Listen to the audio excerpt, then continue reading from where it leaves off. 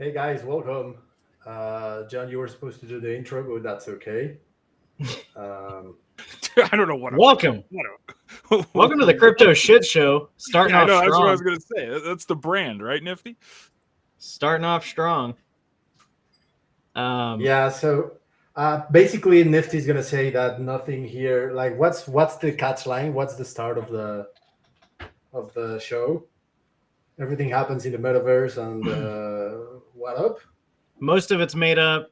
Don't take advice from any of us. We're just a bunch of degenerates, and we're going to talk about some crypto shit. It's the Crypto Shit Show, after all. Yeah, usually Nifty and I we host our show called the Cryptoholics, and John and Task they have their own show called the Cryptomaniacs. But this day we decided we wanted to do a crossover, the crossover that everyone waits for. Maybe every month, maybe every 2 months. So yeah, thanks everyone for being here. This is not financial advice. You would be pretty stupid to listen to Nifty or myself on anything related to cryptocurrency. I don't want to speak for Taskmaster and John, but yeah, John, how are you, man? I'm good, but I totally co-sign on that, dude. Like, I mean, if you're coming here looking for financial advice, especially from me, I mean, yeah. You guys Task are maybe. muted on Twitter. Just throwing that out there. I know. Unmute on Twitter. Yeah, sorry. Hold on. Sorry. Didn't mean to interrupt. No Task, worries, how no are worries, no worries. I'll figure this out yet. Yeah.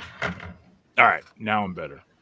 Now I'm better. Yeah. No, I was saying I totally co-sign on that, Eric, because if you're taking financial advice from yours truly, run for the hills. Now, Task is a different question. Obviously, he's very professional. Just look at him. He's the picture of professionalism here. I don't know. What do you think? Pretty much. I mean, you want me to respond to a question about me? I mean, that's kind of, but John goes the one who does the Bollinger Band stuff, so I'll just leave it at that. He should have the setup I have behind me right now for his trading. Yeah, and guys, just a bit of a heads up. We usually just run the live stream and the Discord. So if we encounter any kind of technical issues, just bear with us. This is very much our first spaces on X. So thank you everyone for being here. As the title says, we're going to discuss how to approach crypto as a business, and we're going to discuss if Web3 is a real alternative to Web2. But we're also going to speak a ton of nonsense and a lot of bananas. And again, don't listen to us if you're tuning in. You're doing it because it's fun, not because you're here for financial advice or for any kind of advice, right, Nifty? Oh yeah. No advice given here. Just facts, all facts, except for the made-up ones. Task, you are still muted on Twitter.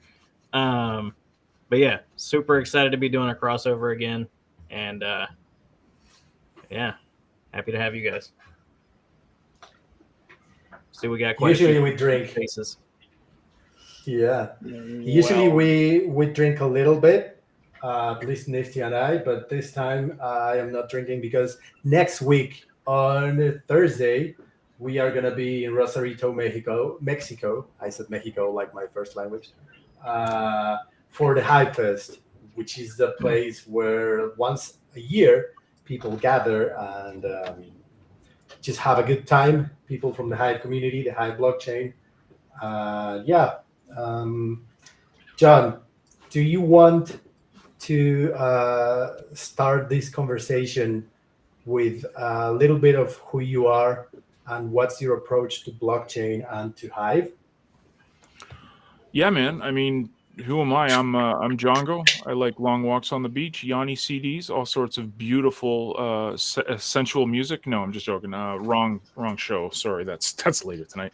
I'm I'm John. Literally got into this blockchain stuff because PayPal loves me, and that was 2017, 2018. And for me, the big thing with blockchain, to me, it wasn't like, oh, you're going to make $1 million overnight. Nothing like that. To me, it was simply, it was a way that I could protect my assets, putting all my energy into a company for 17 years, and then for them to basically pull the rug from under my feet.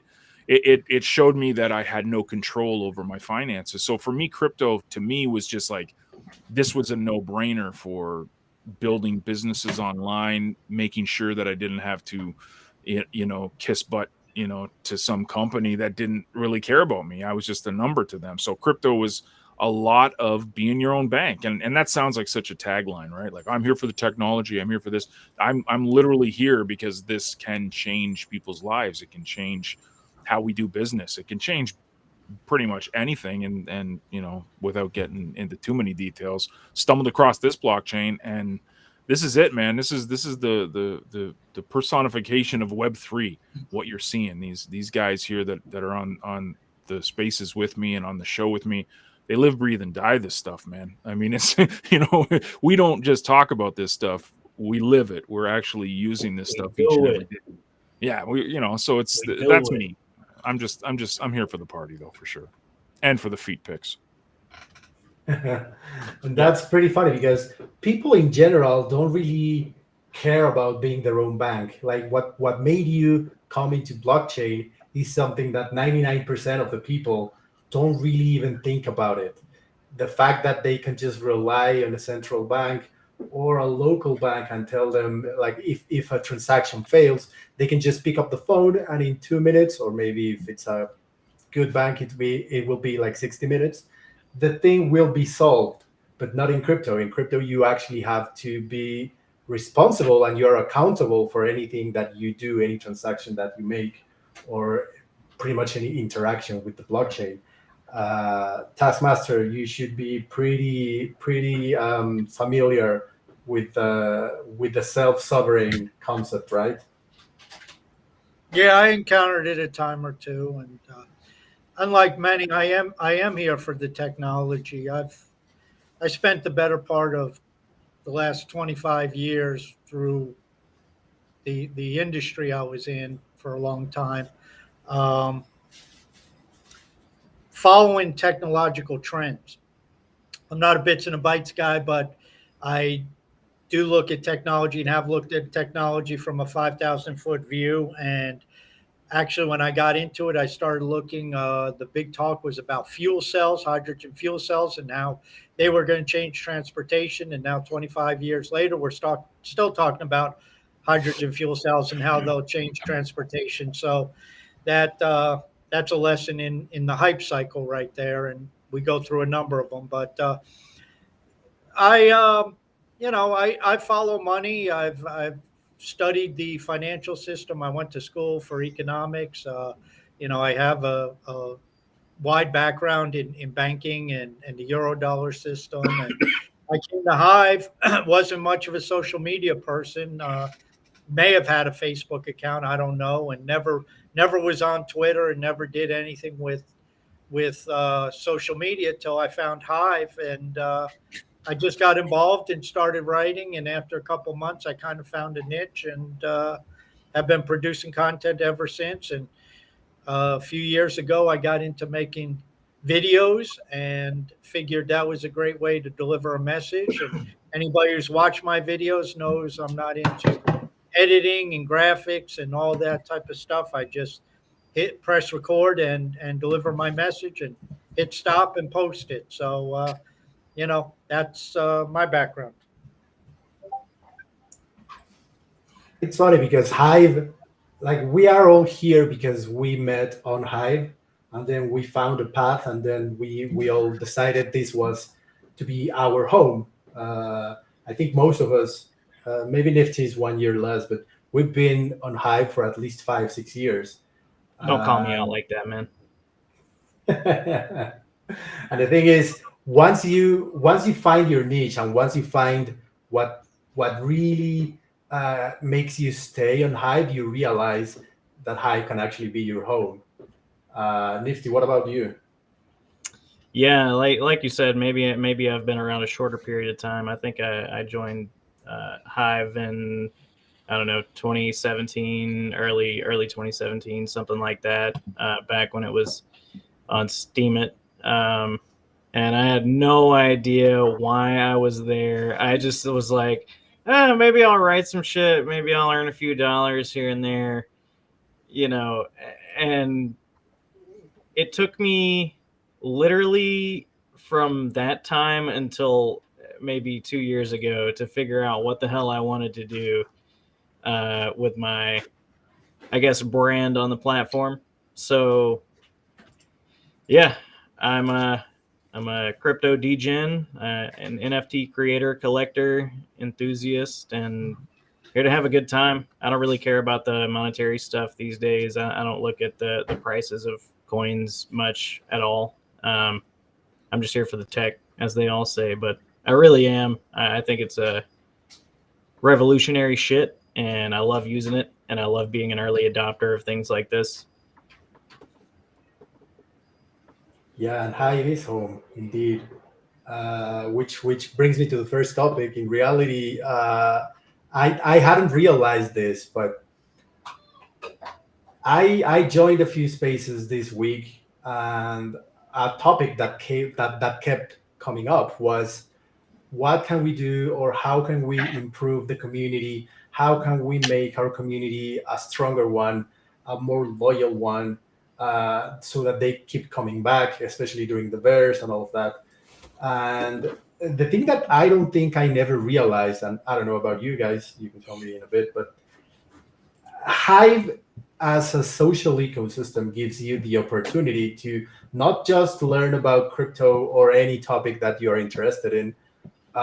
It doesn't give you also the tool, like it also gives you the tools to learn, and how to learn to invest, learn to trade, how to hodl, etc., etc. Like it really has the cryptocurrency and the blockchain aspect, but it also has the community aspect already within the project.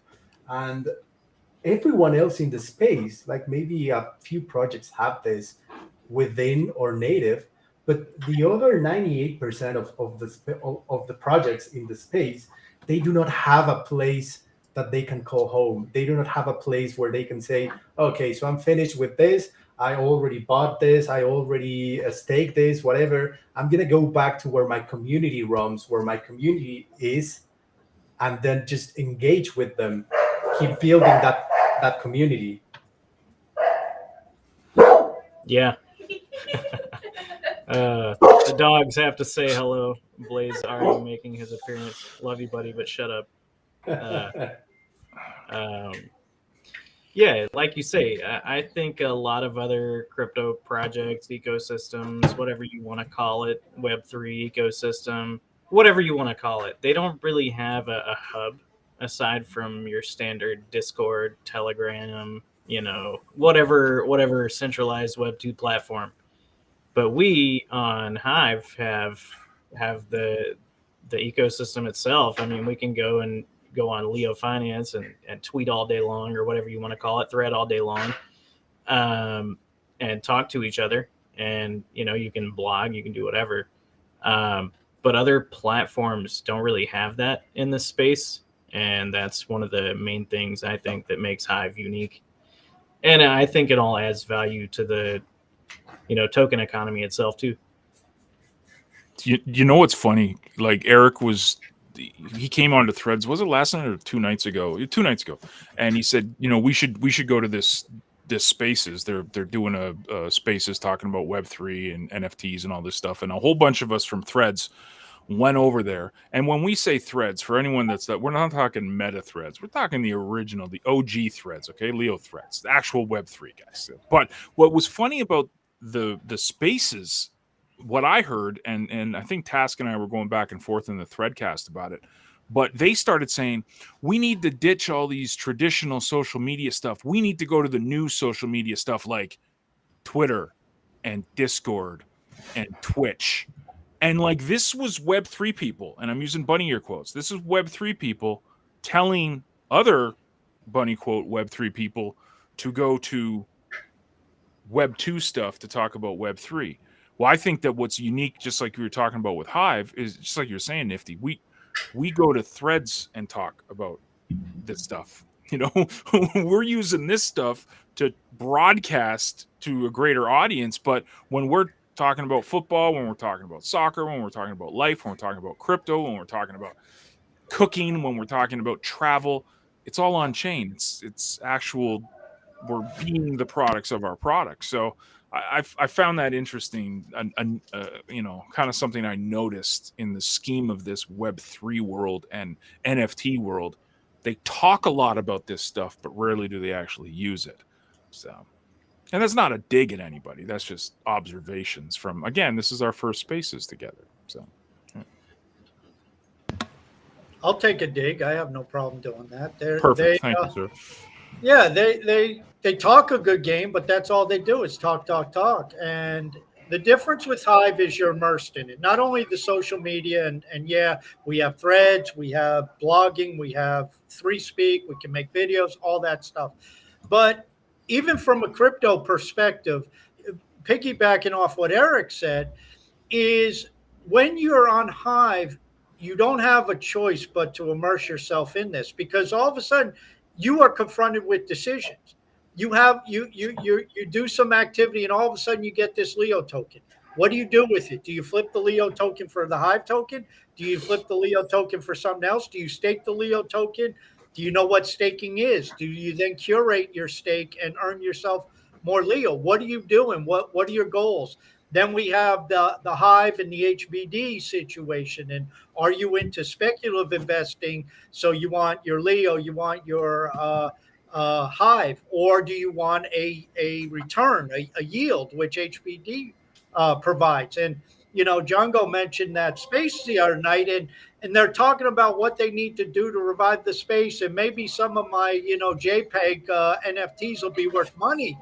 And the whole time Django and I are going back and forth, I'm sitting here saying, and Eric kind of asked us to behave in the threadcast, so I kind of did my best to behave, which is rather difficult at times. But I know damn well, and I don't know any of the particulars, but I know damn well that Leo Finance is planning on integrating NFTs based upon activity, based upon utility, based upon, and then to provide access in some way, shape, or form to either different features or different revenue streams or whatever the case may be. And, for 2 hours, I'm sitting there here listening to these people talking about what do we need to do in the NFT space? And it's like they're talking about building, and I'm like, what the hell are you people building? And obviously there may be projects that they're not revealing what they're into, which is fine. But it's like, for me, it's so easy to see how a Leo Finance, and Leo Finance isn't the only one who could do this, but Leo Finance could incorporate NFTs into its ecosystem and provide instant utility. And no, it's not creating NFTs to sell. It's not creating NFTs so you get the NFT and price go up and green candles and you get very wealthy off of it. It's a NFT that's part of the ecosystem, that's not gaming. And we know gaming NFTs have a tremendous potential too. But it has the gamification and to actually provide what Nifty alluded to, which I'll use the term network effect, which enhances the value of the entire ecosystem by bringing this out and incentivizing and gamifying activity and exciting the user base to where they say, hey, I want to go and reach that level of whatever so I can get that NFT, so I can unlock this feature. And that's what it's all about. And that's the stuff you see all over the place with Hive. And they called me Dan on one of the CTT episodes, said something very interesting, or maybe it was on our show last week. He said, people on Hive, when it comes to crypto, they know their stuff. And I think that's the case simply because you hang around. You don't have a choice. You are immersed in this stuff. So you have to learn how to trade from one token to the other simply because you get some Leo or some CTP or some ABC token in your wallet, your Hive Engine wallet, and you have to decide what to do. And all of this is part of the process. And I think at the end of the day, I think Hive is the blockchain of opportunity because there are so many opportunities. And I'm glad Nifty earlier said brand. He had to figure out what his brand is. And everybody, I think, needs to do that because the title of this is building crypto business. Well, I believe if you have a Hive account, you're on Hive, you're a business. So those who take it seriously and not as just some game, but take it seriously, look long term, there's a lot of opportunities here now, and there's going to be a lot more opportunities in the future. You mentioned something very important. All of these communities and all of these people, they are talking about ideas. They are talking about how to improve the space, how to improve how to build a community. And you tell them, well, and you speak out loud and say, this already exists on Hive. The problem is, are we shouting into the void? Are we using the wrong channels? Why is Hive not getting adopted if we already know that all of these people, all of these communities, all of these projects, they need a place to call home, and yet they use Twitter Spaces, well, X Spaces, to talk about how to build a community when Hive already has this? What are we doing wrong then? My 5-cent answer is I don't think they're really interested. I think you're asking the right question, but at the end of the day, they want to hang out on Web 2. They don't want to come over and learn something new. They don't want to try something different. They say they talk the game, but they don't want to lose the potential following or whatever the case may be, and they're not willing to do it. And I think the angle with Hive, and something just came to mind, Eric, as you were sharing, we go into these spaces or you go in and you listen to these different communities. They talk about how to build a community and what do they need to do. And the difference is what I just mentioned. You're not looking at enhancing the community. You're not talking about increasing the NFT space. You're talking about building the technology or building the platform and applying this technology to the platform and enhancing the project. That's the difference. We're focused on our individual projects and building things out and actually doing, and they want to improve the NFT space. And I think our solution, you say, what is going to be the hook? We don't tell them. We don't tell them about Hive. We show them. We show them what we did on Leo Finance with the NFTs when that rolls out and say, what are you people doing? This is what we built on Hive. And here's the smart contracts we use. Here's the platforms we use. And this is what we can do. And I think that's how you hook people. You solve the problems and you say, see, we already solved this problem. Look at it. John, you know marketing. I do think that a lot of communities, a lot of content creators, a lot of projects, they do want to use Web3 for their, let's just call it their office time, building a brand, building a community, strengthening the community. But I don't think that I have to disagree, Task. There are parts of the space that do want that Web3 experience, but the money is on Web2. Look at it, like just look at how, of course, Leo Finance, the Hive ecosystem, they have content monetization, but you have to build your brand. You have to hustle. You have to grind your way up. And of course, you can make $50 a day. Addicted is here. He's one of the content creators who earns the most on Hive, and it is a grind. He started earning cents on his posts, and it was only a couple of years ago, after posting every single day amazing content, engaging content, content that actually taught people things. So I don't think the issue here is that people don't want to leave Web 2 for Web 3. It's because Web 2 pays. Web 3 still has to cross that bridge to make it profitable. For example, a 200,000 follower content creator on X is making 10 times, 20 times, 50 times more than what the best content creator on Hive makes. Yeah. So what's the issue here, John? Well, before you even get to that, I think the biggest issue why people aren't coming here is that Grandma Jen and Uncle Phil are not on Web3. They're sharing the cookie recipes on Facebook. They're watching their grandkids on Instagram. So, like, they're your friends and family, the people that we want to attract, friends and family, because that's where people gravitate to, wherever their friends and family are. They're not here yet. What do we have in Web3? We have early adopters. That's what we have. We still have early adopters. It hasn't reached mass scale yet. Now the buzzwords are out there. Everyone talks about Web3, but actually using this stuff, I think that's the issue that has to get solved before we start seeing. Because I guarantee you, dude, if you had 100,000 people using Leo threads each and every day, that's eyeballs. That means more revenue.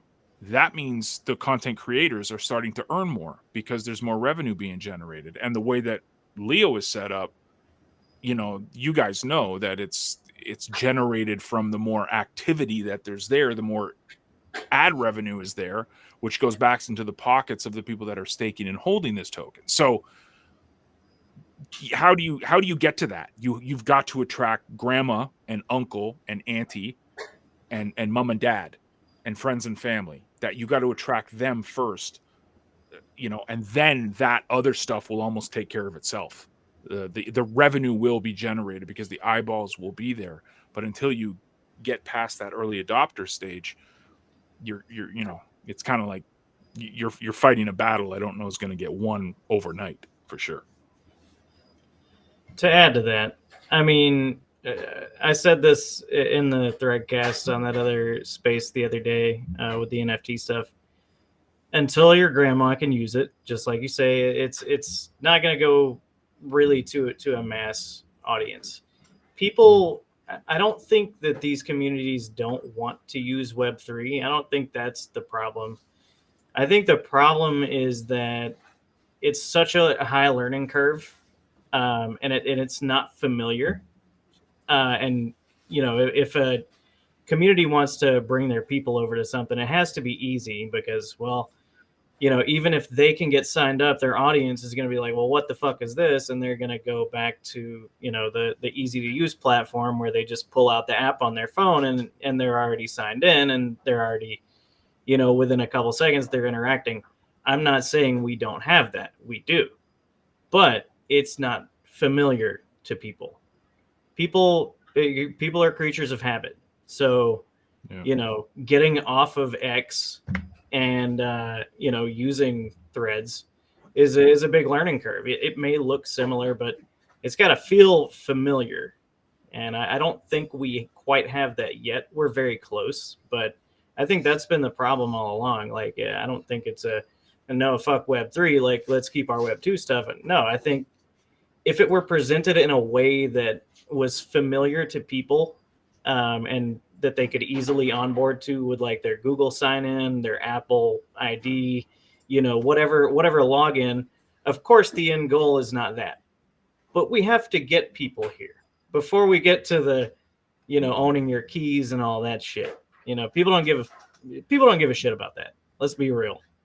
Your average normie does not give a shit to write down a 12-word seed phrase or whatever it is, a private key.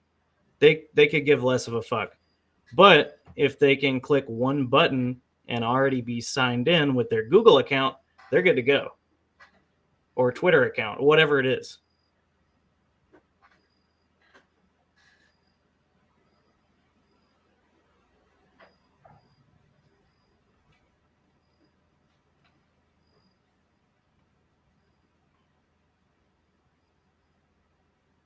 Sir, talking?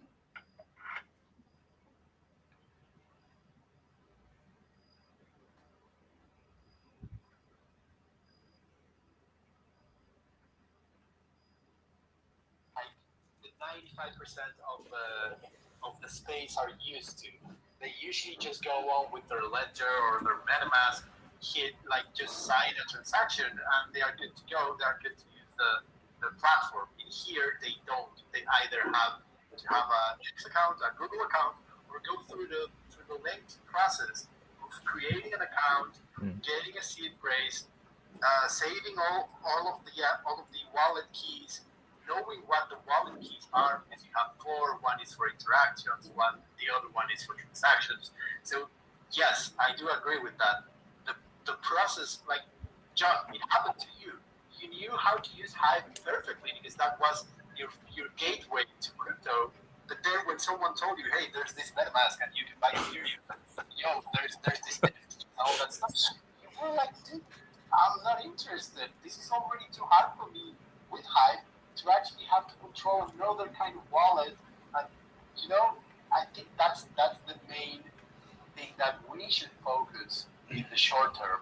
We already solved the X sign up. We need to solve for an EVM sign up, either it's MetaMask, Open Ledger, whatever.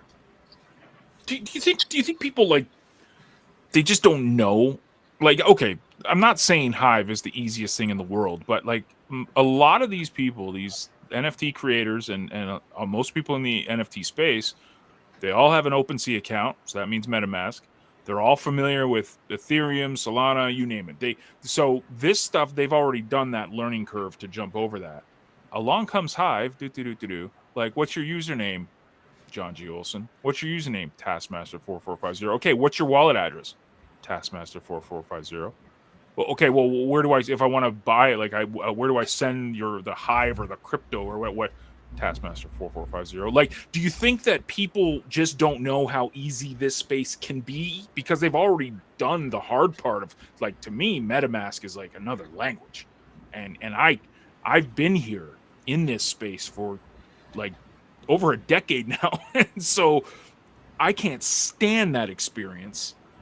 Maybe we're just spoiled here in Hive. Like, what is it? Do you think it's that they just don't know how great and easy it can be to get a Hive account and use it, or they're just comfortable in their little world of Ethereum? Or do they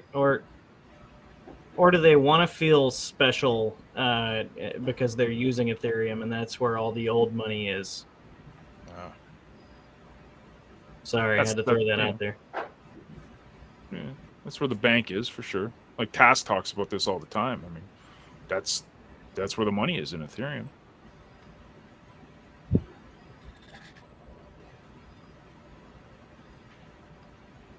Yeah, I would say that a lot of that is Ethereum is because people throw up projects on Ethereum. They make a lot of money very quickly. The user experience, I don't know if it's that great. And I'm not even talking like, the MetaMask and DeFi stuff. I mean, how many social media or social networking or even gaming apps have been successful long term? I know Axie Infinity got a lot of traction for a while there, but eventually those fees kill you. And, with Hive, we do have fast and feeless. It's not free, it's feeless. So we have the resource credit. So, I think John's right that for those who are in the crypto space, Hive is even easier than a MetaMask and some of these others, at least in terms of the wallets and stuff like that. But, for a novice, there is a hell of a learning curve. There is no two ways about that. And, that's why it's an opportunity, because it does take a while to learn everything that's going on. And the four of us have been around Hive for a long time, and it's to the point now where the four of us don't even know everything that's going on at Hive because there is so much going on at Hive. And there was a time where I felt I had a good finger on the pulse of most of what was going on. Forget it now. I mean, it's not even, there's stuff showing up. And it's like, where the hell did that come from? No clue. So I think John's right. We are trailblazers, but that's also where a lot of the early money is made. And what I would throw out there is, in addition to that NFT thing I said before, how does life change if we have Leo at 50 or 60 or 75 cents? When you look at some of the balances, and I'm not talking the whales, I'm talking people who have 10,000 Hive or 10,000 Leo, 15,000 Leo, 20,000 Leo, and all of a sudden they got that through activity. And, they're not whales. And 50 cent Hive, if you got 10,000 Leo, 50 cent Leo, if you got 10,000 of them, that's $5,000. Most people are not making $5,000 on YouTube or Twitter or any of those. So I think that's another thing, is that changes the dynamic a great deal. Yeah, and Web 3. I think the first iteration of Web 3 was Steam back in the day, back in 2016. They created this tokenized content creation platform. It was bare bones. There were no applications built on top of it. It was a top five coin at the time. Top three. Top three. Yeah. Okay. A shit ton of people made a lot of money. Heidi Travels, she's on Twitter as blockchain chick. She made she put out content and she used to make $8,000, $10,000 per post, just through likes. Girl gone crypto. Girl gone crypto. She's the next content creator. She's got 220,000 followers on X. She started on Hive back when it was Steam. But then everyone knew about Steam. Everyone knew what it had to offer. They made a judgment. Either they liked it, they didn't like it. We had a centralized leadership back then. We had Steam Inc. doing all the decisions, all the development. Steam went to the shitter. Hive was born, but all of the old money that knew about Steam and that heard about all of these just-in-time acquisition and what happened next, they already had made their own judgment about the blockchain. So all of this old money is not going to look at Hive. And then all of this new money that came with DeFi and NFTs, they don't know about Hive, or at least that's what I want to believe, because if they knew Hive existed, they would use it to mint their NFTs. They would use it to build their communities here. They would call Hive a home. But I think that the problem, and I go back to this, the problem is we are not being loud enough. It took Friendtech, I don't know if it was hundreds of thousands of dollars or how much was it, but they contacted every influencer in town and they told them, hey, here's this is for you. You can monetize this, you can sell this because you can connect with your audience, blah, blah, blah. Friendtech did it the way that we should have done it 2 years ago. How in the fuck are we not doing it right now? Well, I just want to jump in here real quick on doing. I'm sorry to cut you off, John. No, go ahead, please. On doing NFTs on Hive. The problem is it's not easy. Again, we go back to this easy thing. Whereas, doing NFTs on something like Wax, or I wouldn't even call doing NFTs on Ethereum or any of that shit easy. Doing NFTs on Wax is incredibly easy. You got a beautiful interface. You go, you upload your shit. You put your metadata in. You click a couple buttons, and you got an NFT. Hive, you can kind of do that, but if you want them to do specific things, like all these crazy things we're talking about, it takes a lot on the back end. So I think that's a reason that NFT people are not really coming here yet. It's being built, and there's things happening in the background towards that. But we're not quite there to where, a Wax game like Zombie Outbreak Survival is a game I played. They're not going to be able to come over here and easily have their thousands of NFTs and shit running around with it's not going to be a great experience for them. It'll take a lot to build it. So I think that's another major issue as far as NFT stuff goes on Hive, but it's being built and it's coming along. So eventually we will have that solution as well. I mean, it exists now, but it's kind of bare bones. I know you have a hot take, Taskmaster.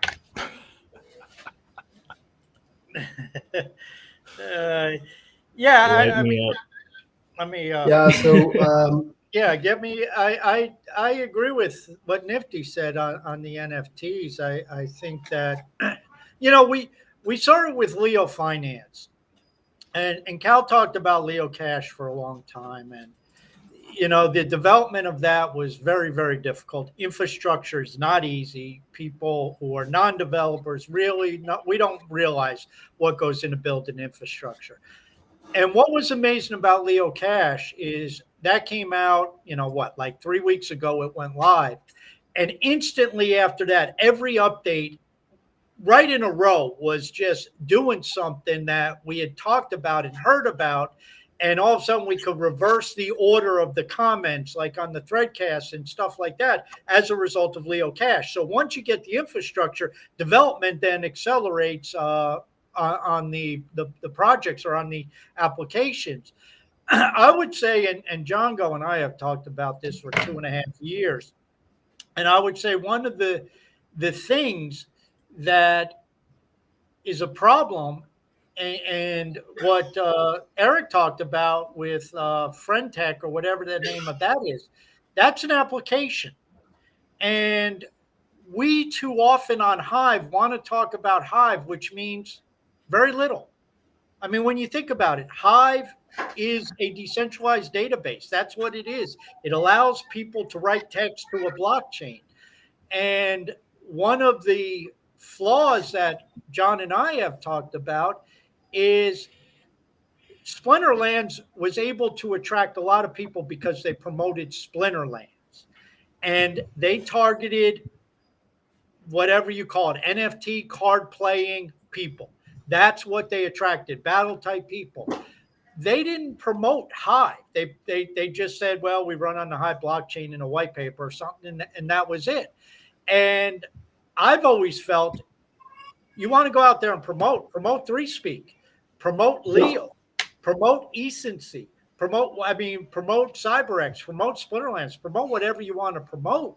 But I think that's what attracts people, because if you do a marketing matrix and you start to spell out what your targeted market is, for Hive, it gets very difficult because you're talking about an ecosystem, which is really then just an abstract. B, a database, which now that could appeal to developers. So if you're going to market Hive, I would say, okay, to developers, there could be a lot of technical things that is appealing. But for the average user, if I'm a player of shooter games, you come promote Hive to me, it goes in one ear out the other. Now you talk to me about CyberX, maybe I'm interested. You talk to me about Leo because I like microblogging, I like Twitter, but I got kicked off of Twitter. Well, now you talk to me about Threads, it's like, okay, you got my attention.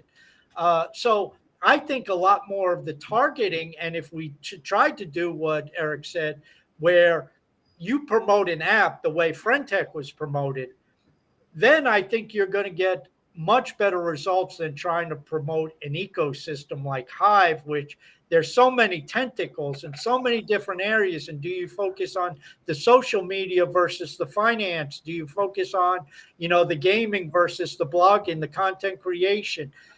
What are you trying to promote? Because it's just so diverse. It's like, basically, I call it a complex organic system, because that's really what it is.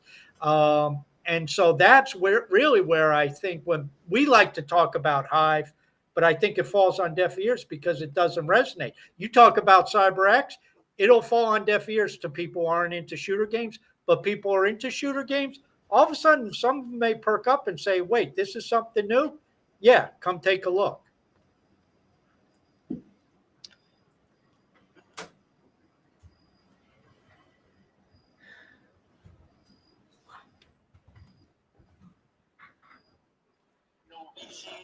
It has no ICO. There's nothing backing except for the community. We don't have old money. We don't have venture capitals. And for those who don't know, Leo Finance is built on top of Hive. Splinterlands is built on top of Hive. If you think about it, we have $21,500,000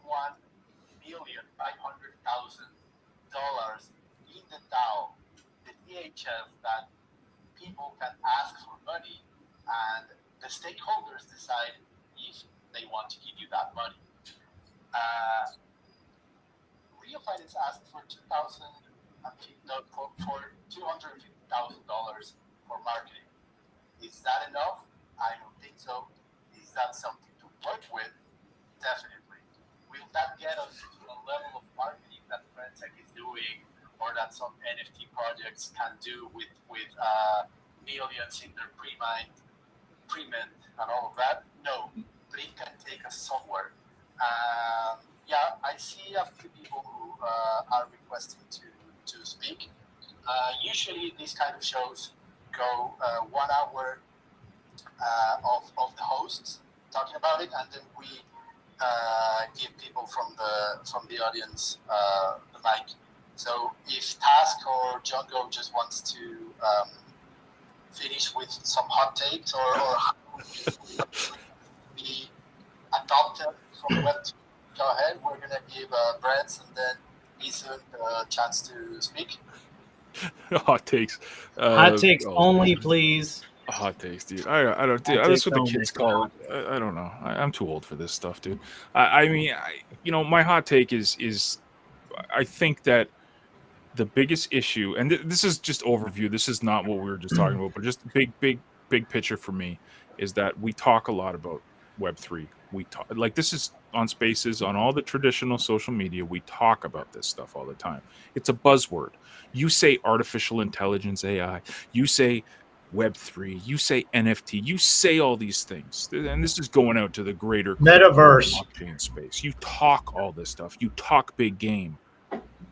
Well, we actually live this stuff. We actually are on Web3. We're on a decentralized blockchain. There's no VC funding. Like you hear that news all the time. Oh, so and so secured, VC funding for the project. So, well, then you have owners. They own you.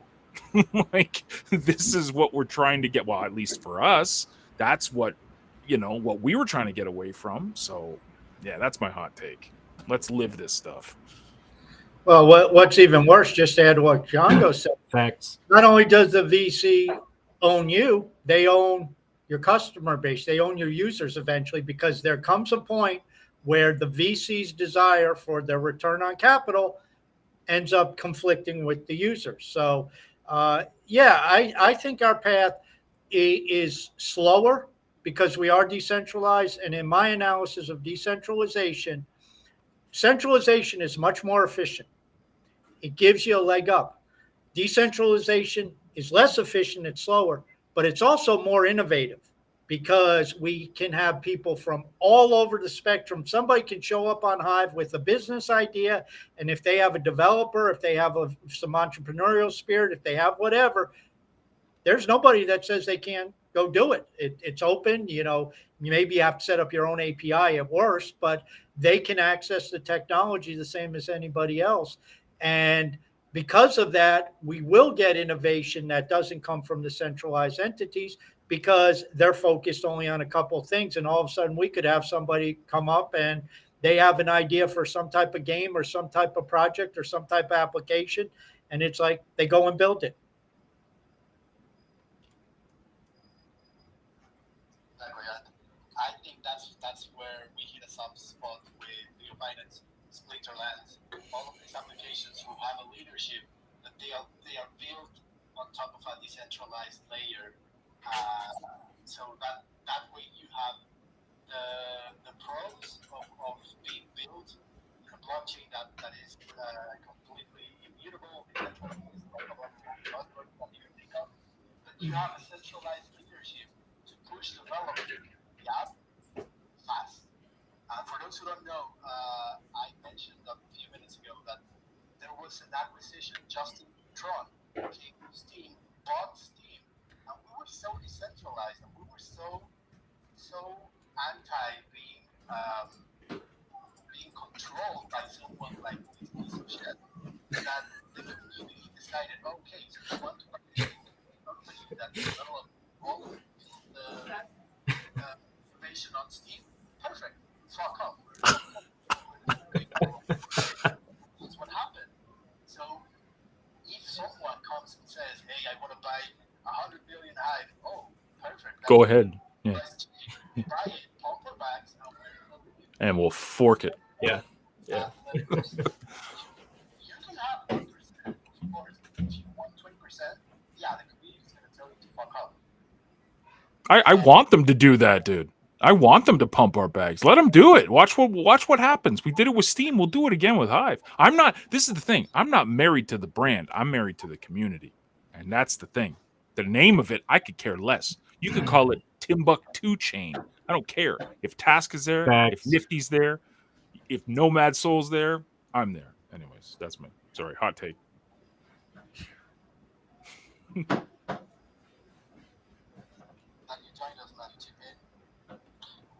Yeah, I mean, I've got nothing. I've got no hot takes. But you know when you're in a crowd and you hear someone say your name, you're like, what? Who's that name? Like, I just hear you talking about Threads, and every time you say Threads, I'm just like, what? What's that? Brett? Is that my name? So I just wanted to come up here and say, hey, I'm here. You called me, and I came. But no, for real, I do want to just say, I really like the platform. I really agree. Actually, just tweeted today about, how are you using Web3? Because everyone's talking about it, but we're out here on the Web2 platform. But no, we're not like hypocrites. We're just coping, But I think there's definitely lessons that can be learned from Frederick. I mean, they did it right with the marketing. Like they dropped access codes, and their overall user experience was a little glitchy, but pretty easy to use. I know, when I went on Leo, it was not as simple.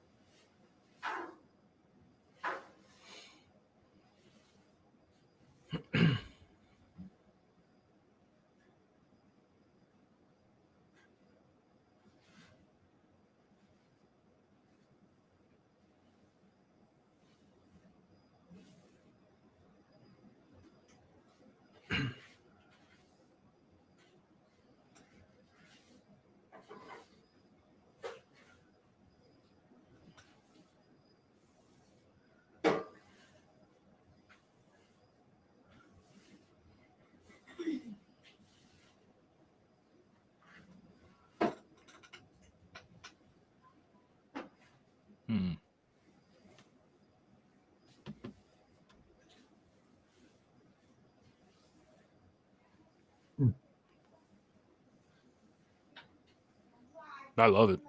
I'm a fan, and I will always vote for Leo, but I'm biased.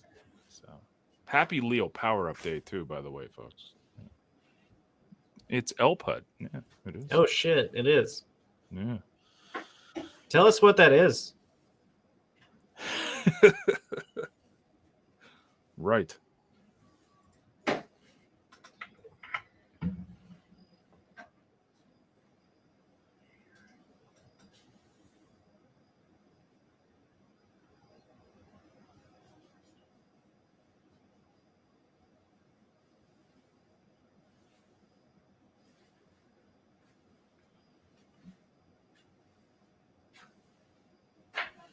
He's lost in the sauce, man. He's lost it. Dude, you cracked it open already, man?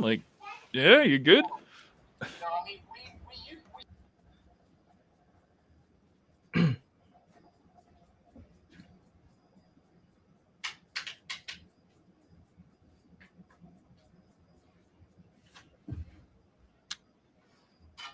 I got you covered, man.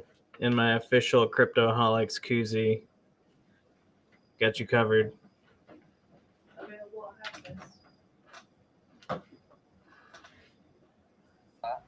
the way that we should approach.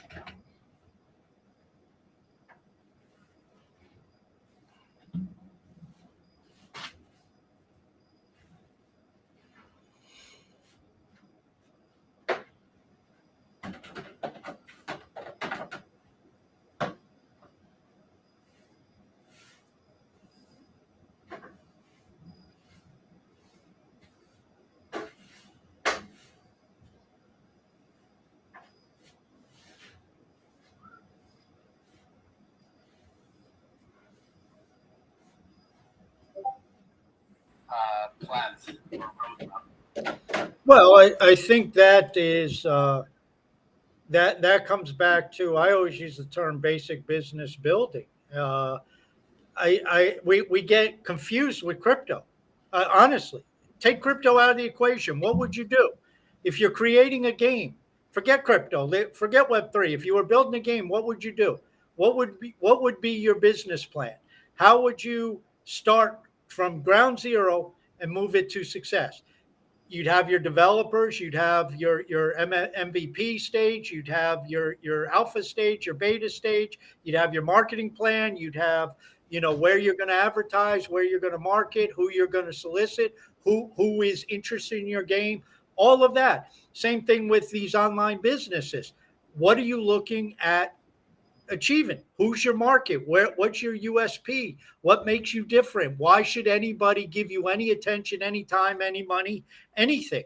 And this is business 101. What problem are you solving out there? Are you just putting together a project so you can do a rug pull? Are you putting together a project because you have a great idea, but you know what, the market's saturated, but we're going to tokenize it, so hey, great, this is what the answer is. And what I always like about Leo is you have a bunch of different people coming with a bunch of different backgrounds. And here's the deal with Leo that I believe separates it. How many crypto projects have you heard talk about this term? Revenue. When do you hear crypto projects talk about revenue? Very rarely. What do they talk about? Price go up. Token burns, trying to get things to moon, Lambos, all when moon. But they don't talk about revenues. They don't talk about network effects. They don't talk about users. They don't talk about growth. They don't talk about percentage growth. You and I, Eric, and Nifty, I think, had a call one day. I don't think Django was on it. And we were talking about the numbers and what the growth should be and what the growth target should be for Leo. And even putting those numbers out there is a step in the right direction, because guess what? Every business out there that is successful does those type of things. And it just seems like it's lost.